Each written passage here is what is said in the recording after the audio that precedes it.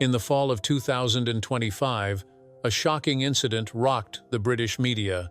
Meghan Markle, who had been expected to appear on The Graham Norton Show, the BBC's flagship talk show, was suddenly removed from the guest list just days before the taping. There was no official explanation, no public announcement, just an eerie silence from the production team and Graham Norton himself. But a leaked internal memo revealed the truth. Meghan was listed as a high-risk guest after the BBC assessed her as a legal and media risk. What made a show known for its lightheartedness and openness like The Graham Norton Show decide to lock its doors on Meghan? Was it just a scheduling glitch or a sign of a larger media war? According to a leaked internal BBC document circulated 6 weeks before the show, Meghan Markle was initially confirmed as a guest to promote a charity initiative after leaving Netflix. However, a memo from the BBC's risk assessment team listed 3 main concerns: allegations of media manipulation, the risk of lawsuits from former staff who were about to go public, and the possibility of Meghan using the show to advance an undisclosed personal drama.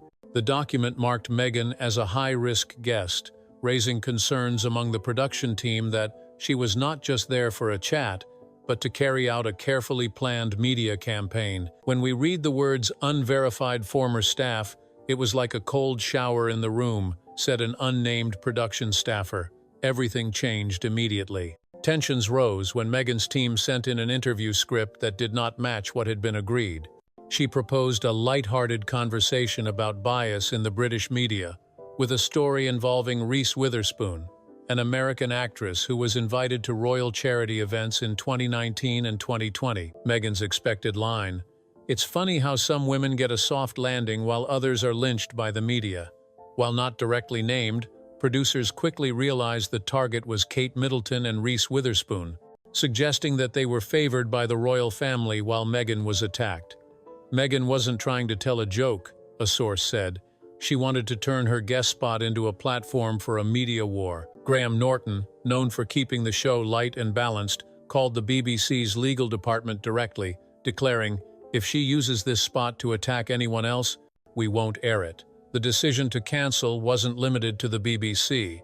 When word of Meghan's script reached Netflix, where she was collaborating on a documentary, the company immediately halted all marketing related to her. An internal email from Netflix, which was later leaked, listed names like Reese Witherspoon, Oprah Winfrey, and Kate Blanchett in a slide about influence risk, noting that Meghan wanted to avoid platforms where these figures were dominant.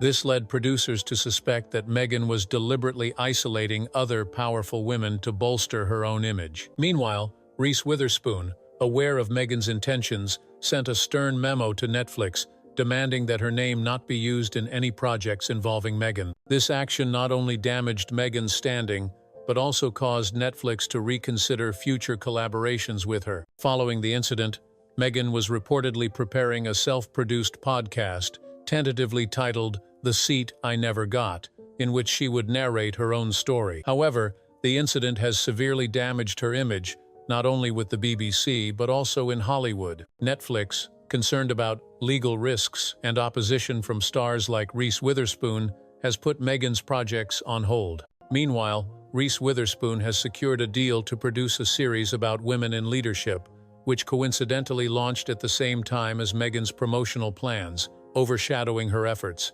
Meghan Markle's dismissal from The Graham Norton Show is not just a television incident, but also a story about ambition, control, and the consequences of challenging media norms. Meghan, who intended to use the show as a platform, has inadvertently made herself high risk in the eyes of the BBC and damaged her relationship with Netflix.